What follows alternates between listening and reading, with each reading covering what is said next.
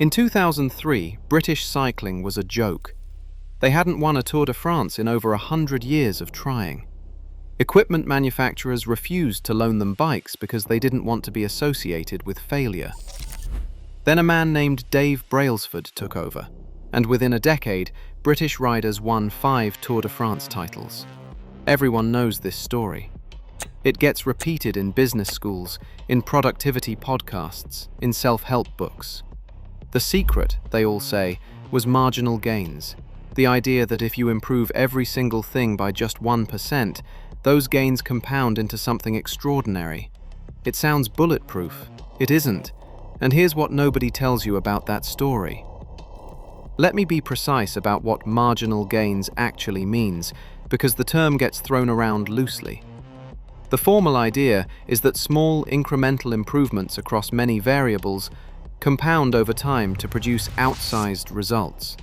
Brailsford famously talked about improving the riders' nutrition, their pillows, the massage gel, even the cleanliness of the team truck to reduce illness.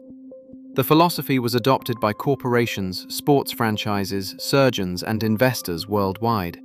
Books were written. TED talks were given. Consultants got rich selling the framework.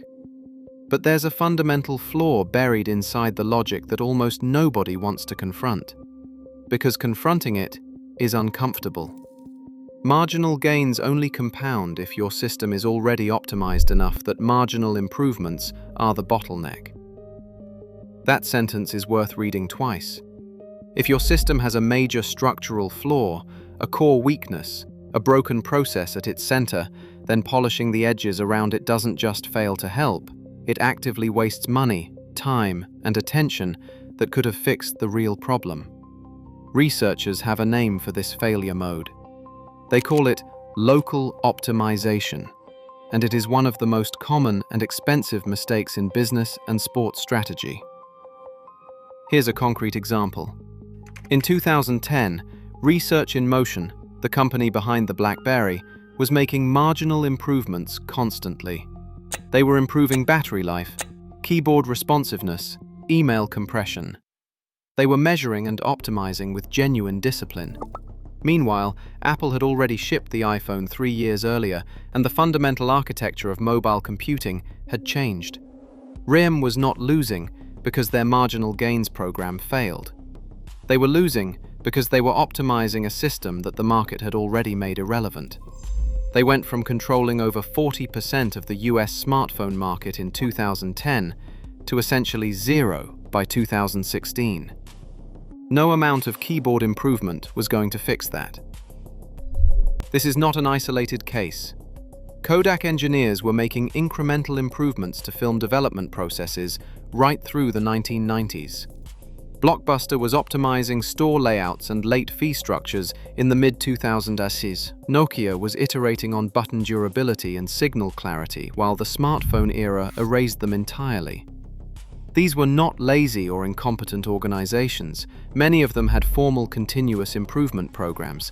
They had data, they had metrics, they were doing exactly what the marginal gains philosophy tells you to do, and they still collapsed because the bottleneck in their system wasn't at the margins. Now, here's where this gets more nuanced and more honest. Because marginal gains aren't useless, they're just dramatically oversell and frequently misapplied. The British cycling example, which everyone cites, is actually a story about something quite different than most people realize. When Brailsford arrived, the program already had a fundamentally sound technical foundation. The riders were already elite, the bikes were already competitive, the training methodology was already scientifically structured. The marginal gains philosophy worked precisely because those big foundational elements were not the problem.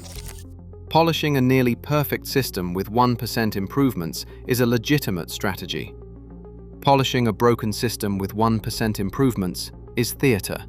There's data to back this up. A 2017 study published in the Journal of Sports Sciences analyzed performance improvements across elite athletic programs and found that marginal gains interventions produced statistically significant results only in programs that had already achieved high baseline performance levels. In programs with fundamental technique or structural deficiencies, the same marginal interventions produced no measurable improvement.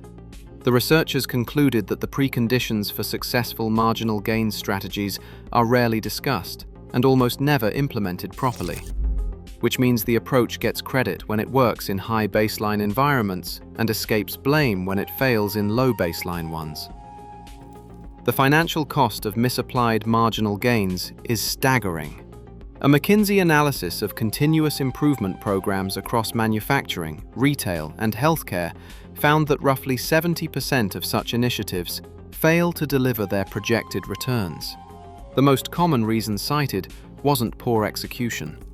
It was that the programs were addressing the wrong variables entirely, optimizing processes that were peripheral to the core value creation of the business.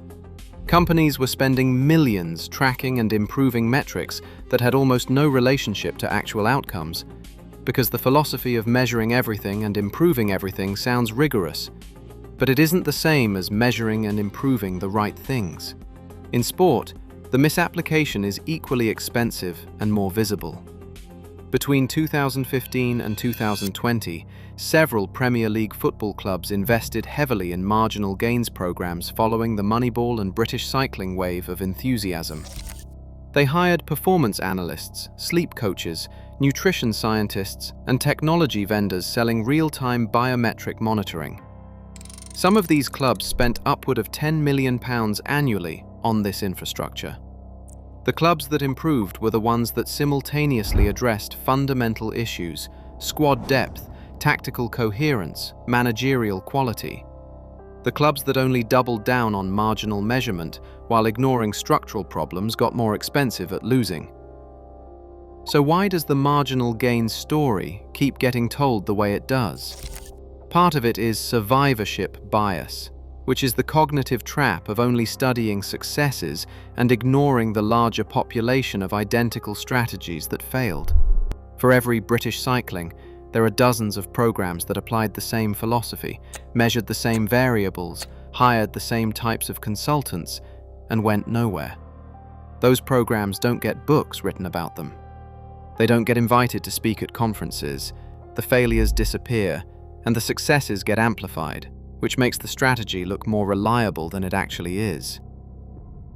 Part of it is also that marginal gains is psychologically satisfying in a way that hard structural decisions are not. Telling a company they need to improve the ergonomics of their office chairs, redesign their Slack notification policies, and optimize their meeting schedules is far easier to sell than telling them their core product has a fatal flaw, their leadership team lacks critical skills, or their business model is structurally unsound. Marginal gains programs feel active, data-driven, and progressive. Structural reform feels disruptive, expensive, and threatening.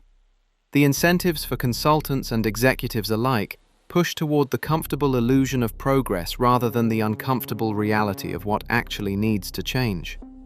The honest takeaway from all of this is not that marginal gains are worthless. The honest takeaway is that before you invest in them, you need to perform a diagnostic with genuine honesty. You need to ask whether your system's biggest problem is actually at the margins. If you're a 1% improvement away from breakthrough performance, then yes, measure everything, optimize relentlessly, and the compounding will be real.